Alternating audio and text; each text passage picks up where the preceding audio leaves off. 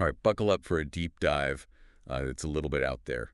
We're going to be looking at two sources today that are, how should I put it, a little unconventional. Definitely unusual sources. Yeah. The first one we're diving into is a chapter from a book, and it's written kind of like a late night conversation, all about internet memes. I like those. And then the second source is, well, it reads like someone tried to explain theoretical physics after way too much coffee. Yeah, these sources definitely present a challenge, that's for sure. One's all about this familiar world of online humor, and then the other one seems like it's gonna launch us straight into the fabric of reality. I'm ready. Me too. Okay, so let's start with that book chapter. Kind of drops us right into the middle of a dialogue between these two characters, Maki and Rico. And they're dissecting, of all things, the Ayylmao meme. You know the one I'm talking about, right? With the little slumped over alien guy. Exactly. Yeah. Yeah. And what's really interesting here is how they approach the meme's humor. So Maki focuses on that randomness of it. It's the unexpected, right? This weird alien posture with this nonsensical phrase. That's what makes it funny, at least to her. Makes sense. But Rico, though, she isn't so convinced. She's questioning if it's actually funny or if we just see it so much that we're conditioned to think it's funny. You know, I've thought about that too.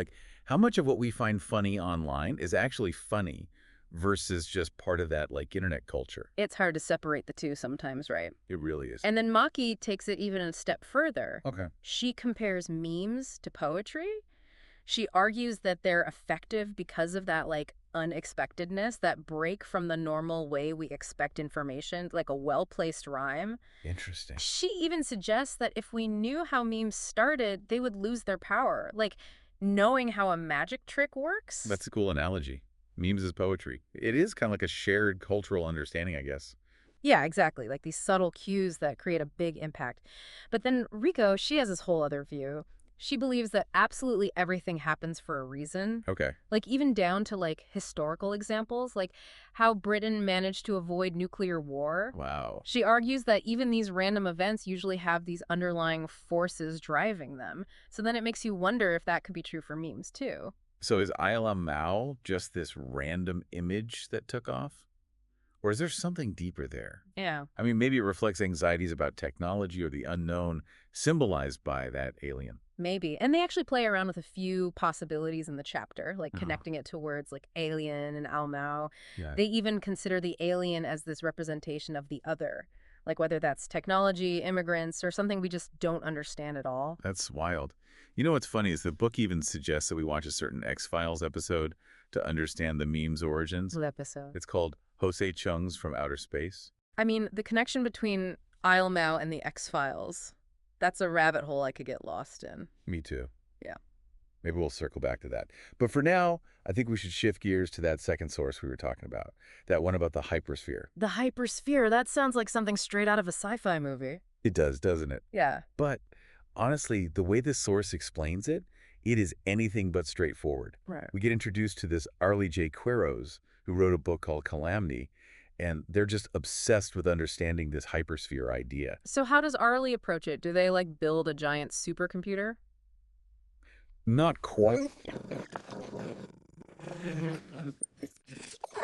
It works, like revising novels, even their own dissertation. Really? Yeah, but it seems like that led to a creative dead end. I see. So then what happens? Well, that's when we meet this other character, the narrator. They're not named or anything, but they take this much more, let's say, hands-on approach to the hypersphere. Oh. They decide to create this performance art piece.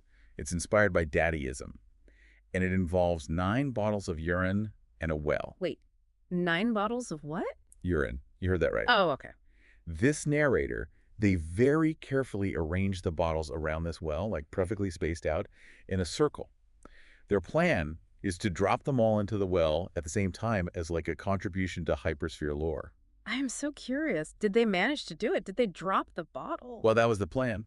But while the narrator was standing over the well, figuring out how to release all those bottles at once, they lost their balance and fell in. Fell into the well with 9 bottles of urine. Yep. And what's really interesting is that they describe the fall as this experience with no physical sensations at all. Oh, wow. Instead, their mind just starts racing. They're reviewing their whole life, thinking about this unknown place below them. That's a powerful image, this literal plunge into the unknown. But how does this even connect back to the hypersphere, or the meme for that matter? Right. Right before we find out what happened to our well diver, the text shifts for a second.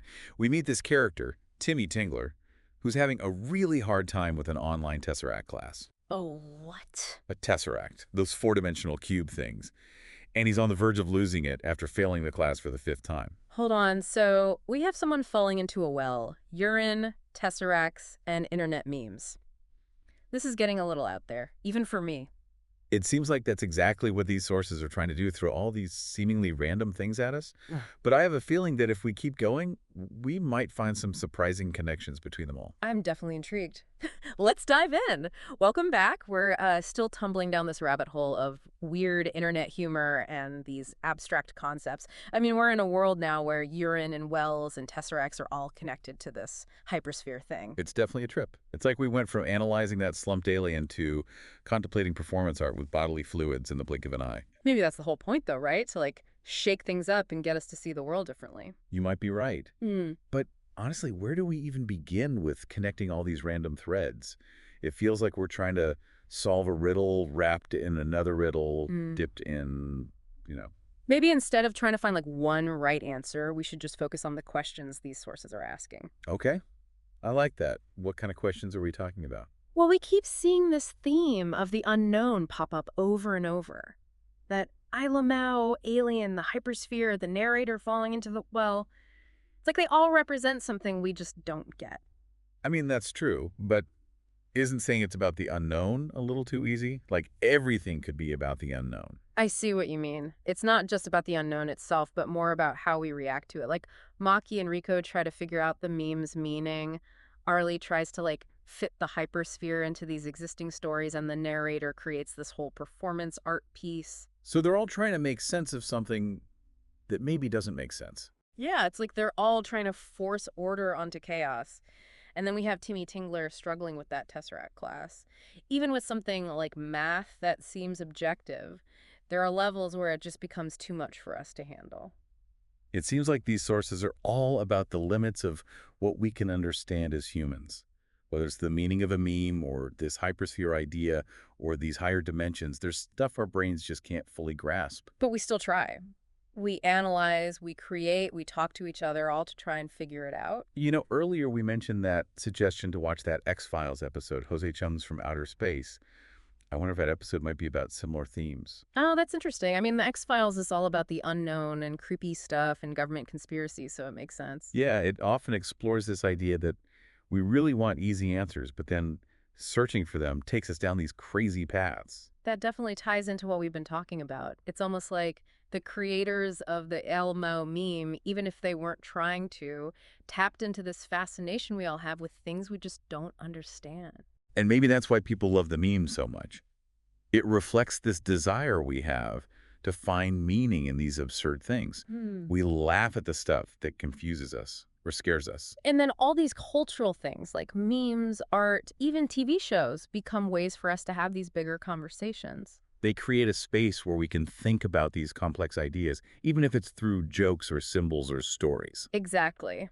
So if we think of Ayylmao and that hypersphere performance as part of this conversation about the unknown, where does that leave us? What should people be thinking about after listening to this? Maybe it's that it's okay to not know everything, to be okay with uncertainty. You're saying we should just go with the flow, embrace the mystery. Yeah. Embrace the questions, the contradictions, all the stuff that makes us stop and say, wait, what? I like that. Embrace those Ayylmao moments, even if they're full of urine and wells. We can probably skip the urine part. But yeah, be open to those unexpected things, those things that make you go, huh. They might lead you to a better understanding of yourself in this crazy world. So we've gone through these two sources, and they seem pretty different on the surface. One's about internet stuff, and the other goes deep into these abstract ideas. But I gotta say, the more we talk, the more I feel like they're both kind of getting at the same thing. I think I see what you mean. They both deal with how much we can really understand as humans, whether it's through something as silly as a meme or as complex as the hypersphere. Yeah, exactly. It's almost like the internet itself is kind of like its own hypersphere. How so? Well, think about it. It's this huge network where information and ideas and jokes are constantly flying around in these unpredictable ways. That's a good point. And just like the hypersphere, the internet makes us rethink how we categorize and understand things. We have these memes that go viral out of nowhere, these online communities built around the most specific interests and information that spreads so fast, it's crazy. It really does feel like the internet is this breeding ground for the unexpected. The absurd becomes normal, and these niche things suddenly have a global audience. And that brings us back to the Ayylmao meme. It kind of perfectly captures this whole internet culture thing. It's random, it's absurd, and it's spread like wildfire, and no one can really explain why. You know, we were talking earlier about how knowing where a meme comes from might ruin it, but what if it's the opposite? What if the meme's power comes from the fact that we don't know where it came from? Like, it's just this pure expression of how weird the internet is. That's an interesting take. It's like the meme becomes this mirror reflecting how we see the digital world and what makes us anxious about it. And that makes me think about the X-Files episode again. That Jose Chung's from Outer Space one. It makes sense why they brought it up. Why? Because that episode is all about unreliable narrators and different perspectives and how hard it is to know what's real and what's fake. Oh, I see. So it's like a companion piece to everything we've been talking about today. Yeah, and it suggests that maybe the most important thing isn't finding all the answers, but being okay with the mystery, with not knowing everything for sure, embracing the ambiguity, embracing the Ayylmao moments that make us question what we thought we knew. I like that. So, what would you say is the takeaway for everyone listening today? I think it's this. Don't be afraid of the strange and unexpected stuff. The things that make you laugh, even if you don't know why. The world, especially the internet, is full of those moments. Pay attention to them, think about them, explore them. And who knows, maybe those moments will help you understand yourself and this wild world a little bit better. Well said. And hey, maybe somewhere out there in the vastness of the internet, or even in that X-Files episode, is the key to understanding the true meaning of Ayylmao. Or maybe, just maybe, the meaning is that there is no meaning. Keep diving deep, everyone, and don't forget to embrace the absurdity.